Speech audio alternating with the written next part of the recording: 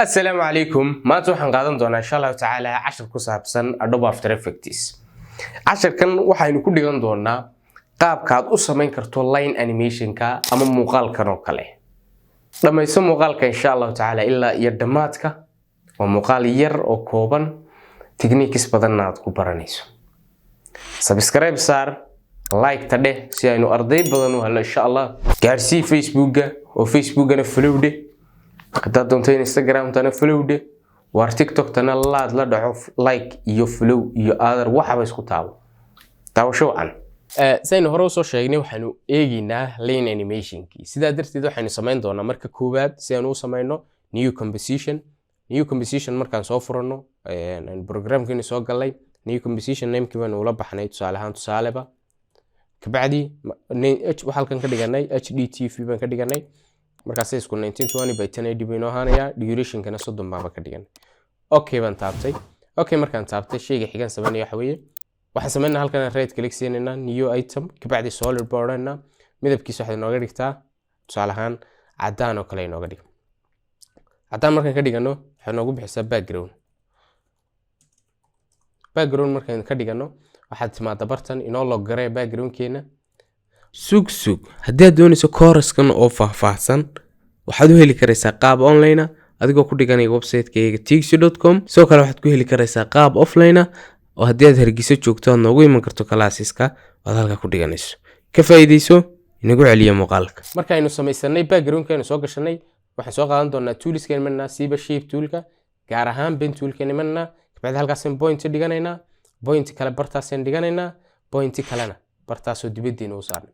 haddii midabku fili naga yahay number ka dhiganayna haddii uu stroke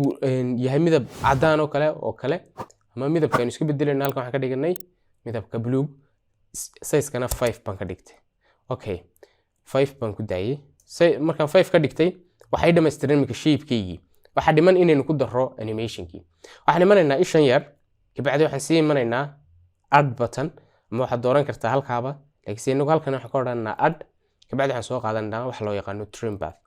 trim path marka ku soo darsato waxa lagu siinayaa bartan haddii halka ka muuqan weydo waxaad imanaysaa contents kabacdi waxaad sii imanaysaa trim path 1 kabacdi waxaad imanaysaa bartan waxaad oran karaysaa endiga 0 ka dhig kabacdina startiga animate gare ayaad oran kartaa laakiinse waxaanu sameynaa endigu 100 buu inoo yahay markasta 100 buu inoo yahay endigu marka waxaan ka dhiganaa 0 markaan ka dhigano isagu baan haddana waxaan dhigaynaa halkii frame markaan dhigno waxaanu soconaynaa 30 frame halkan kaalay timeka marka timaado waxa tiraahdaa plus marka tiraahdaa 30 frames kabacdi 100% ku celi 100% haddaan bali gareeyo waa sidan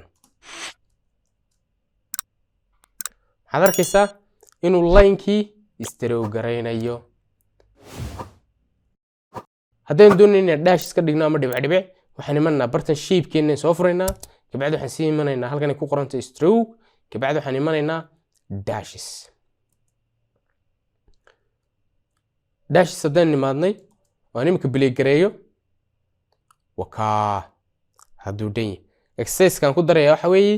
isku day inuu xagga dambe iska masaxo adiga aniga imika uu stroke gareeyay laakiinse haysa soo masaxo intaas isku tijaabi aad iyo aad baad ugu mahadsan tahay sida wacan aad u soo daawatay muuqaalkan insha Allah waa 10 xiga